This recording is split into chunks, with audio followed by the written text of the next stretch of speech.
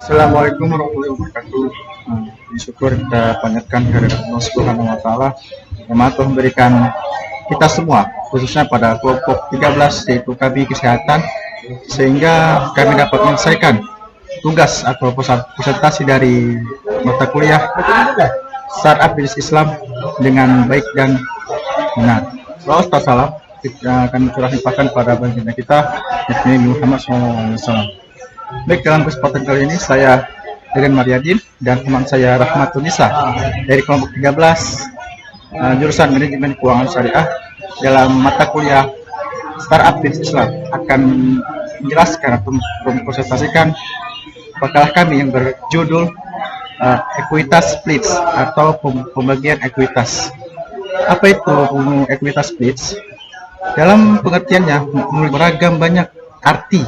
Ada yang mengartikan ekuitas itu adalah hak pemilik terhadap aset perusahaan setelah dikurangi oleh kewajiban dalam neraca. Ekuitas juga diartikan sebagai modal atau kekayaan bisnis yang dihitung dengan jumlah aset dikurangi dengan liabilitas. Atau equity itu memiliki juga kepentingan pemilik perusahaan pada harta perusahaannya yang mewakili jumlah uang yang akan dikembalikan kepada pemegang saham perusahaan jika semua aset di likuiditas atau kewajibannya itu semua hutang perusahaan dilunasi.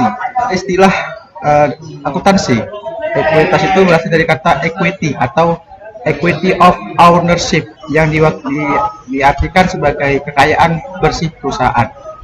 Menurut standar akuntansi juga dalam PSK nomor 21, ekuitas itu merupakan bagian hak pemilik dalam perusahaan, yaitu selisih antara aset dan kewajiban yang ada, dan juga dengan demikian tidak merupakan ukuran nilai jual perusahaan tersebut. Dan pada dasarnya ekuitas berasal dari investasi pemilik dan hasil usaha perusahaan. Ekuitas itu akan mengalami pengurangan terutama dengan adanya penarikan kembali penyertaan oleh pemilik perusahaan atau pemegang saham. Pembagian keuntungannya itu atau karena kerugian. Adapun contoh-contoh ekuitas perusahaan. Ekuitas mengacu pada kompensasi non tunai yang mewakili sebagian pemilik dalam sebuah perusahaan. Ekuitas biasanya dibagi atau di antara pendiri awal, pendukung keuangan, dan terkadang karyawan yang bergabung dengan startup pada tahap awal. Yaitu contoh itu seperti pemilik Facebook atau Instagram, yang seringkali para pendiri itu setuju untuk memberi karyawan berbakat sebagian kecil dalam pemilikan perusahaan sebagai pengganti gaji besar yang bisa mereka peroleh di tempat lain. Salah satu contoh paling terkenal adalah Instagram. Instagram itu di mana 13 karyawannya asli membagi 10% saham ekuitas di perusahaan yang berjumlah 100 ribu dolar Amerika setelah perusahaan itu dijual ke Facebook. Adapun jenis-jenis ekuitas. Ekuitas pada bisnis dibagi menjadi dua, yaitu ekuitas pemegang saham dan ekuitas pemilik. Dalam pemegang saham itu adalah jumlah nilai aset yang diberikan kepada para pemegang saham suatu perusahaan setelah dikurangi dengan hutang-hutang atau kewajiban lainnya. Sedangkan ekuitas pemilik itu adalah besarnya kepemilikan seorang pemilik atau atas bisnis terkait.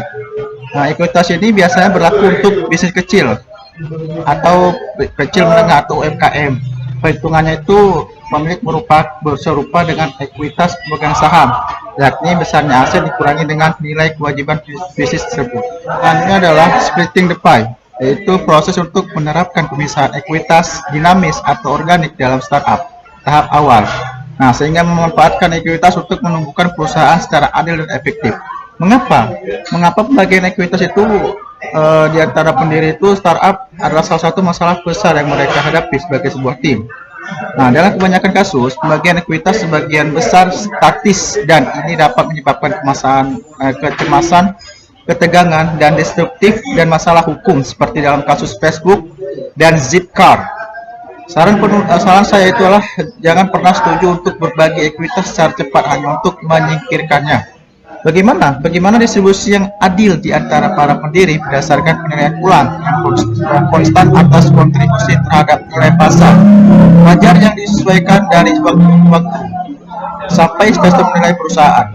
Sistem dengan demikian membahas penambahan dan keberangkatan serta potensi kerugian ekuitas.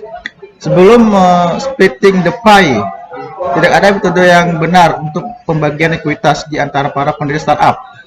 Splitting the pie didasarkan pada prinsip sederhana, yaitu persentase sebagian seorang dari imbalan perusahaan harus selalu sama dengan persentase bagian risiko orang itu untuk mendapatkan imbalan tersebut. Metode ini memberi pendiri kemungkinan untuk membayar kontributor tahap awal dengan ekuitas. Berdasarkan kondisi pembelian kembali yang ditentukan dengan jelas, alat yang sangat ampuh untuk mempercepat pertumbuhan tanpa mengeluarkan uang tunai.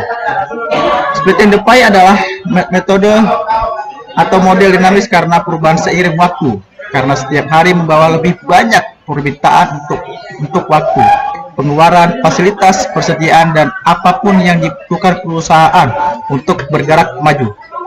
Kontributor yang tidak dibayar atas kontribusinya mempertaruhkan kontribusinya dengan harapan mendapatkan imbalan di masa mendatang.